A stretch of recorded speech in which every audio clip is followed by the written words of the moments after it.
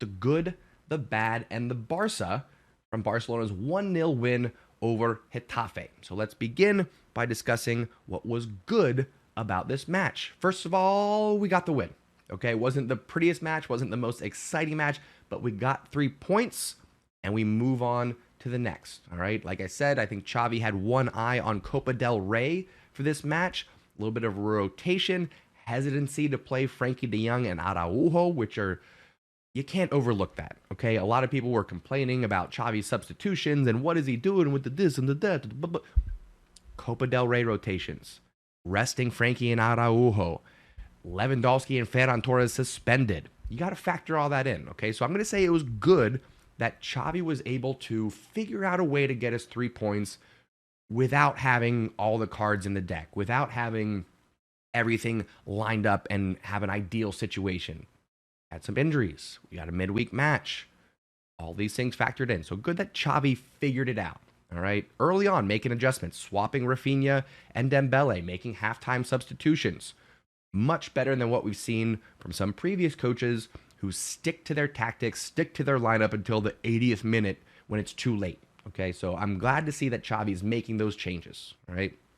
Outside of that, of course, we got to shout out Rafinha. I just mentioned he and Dembele about, 25, 30 minutes into the match with Rafinha starting on the right and Dembele on the left. Xavi had them switch.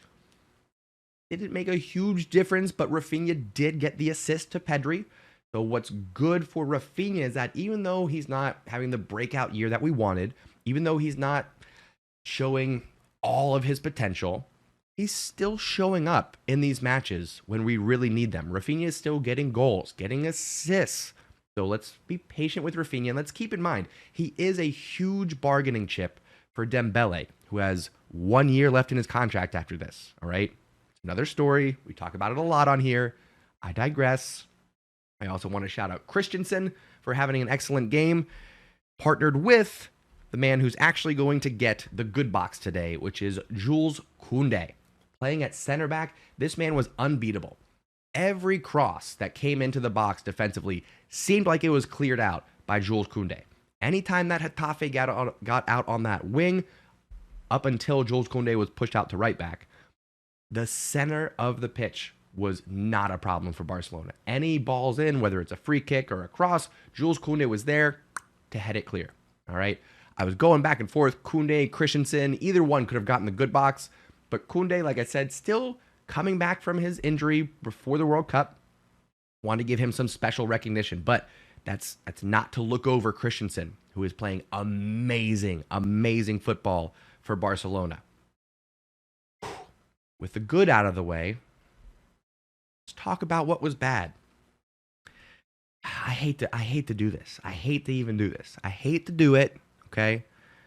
But it just, whatever. Just jump right into it. It was Ansu Fati. Ansu Fati gets the bad. I was hesitant to do this. I didn't want to do it, but Ansu Fati, in this match in particular, playing in the number 9 position, he looked like a lost little deer. Just wandering around without his mommy, no idea what to do or where to go, and just lost. He looked lost. He wasn't making runs. He wasn't receiving the ball well. His passes were off. He gave the ball away so much.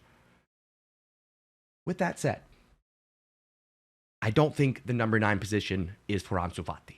I think Ansu Fati needs to be on that left wing.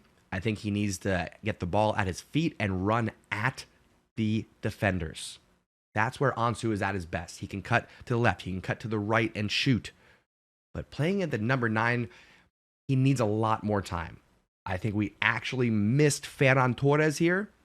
He's out, unavailable, as well as Lewandowski. Of course, Ferran would be the second choice. So we're down to our third choice, number 9. And like I said, I hate to pick on him, but wasn't involved enough, and when he was, it wasn't creative, it wasn't consistent. So for those reasons, Ansu Fati, I hate to do it to you, my man, but you got to get in the box. Okay, shake that off. I don't like picking on Ansu Fati. I don't like talking about what was bad in these matches, but we got to acknowledge it. Got to acknowledge that, okay? Let's talk about what was Barça about this match. Get back to some positive things here, okay? What was Barça about this match? Aside from I want to give Rafinha another shout out here. He was up for the good box, also up for the Barca box.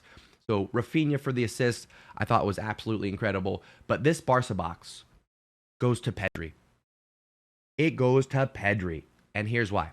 Xavi has asked Pedri to step up in terms of the goal output. Not just bossing the midfield, not just creating space, creating opportunities, but putting the ball in the back of the net. That's what Xavi has asked of Pedri, and that's what we're getting. Pedri said, hey, boss, I hear ya, and here you are. There's the goals. So Pedri coming up big, running, making that run into the box. Like I said, those well-timed runs. We're missing that for a lot of, not just this match, but this season. From Gavi, from Frankie, from Pedri. Those well-timed runs to get those crosses in from Rafinha, from Dembele, from others. It's exactly what we saw with this one. Rafinha to Pedri, back of the net. So Pedri gets the Barca box for giving us that 1-0 lead, which led us to victory.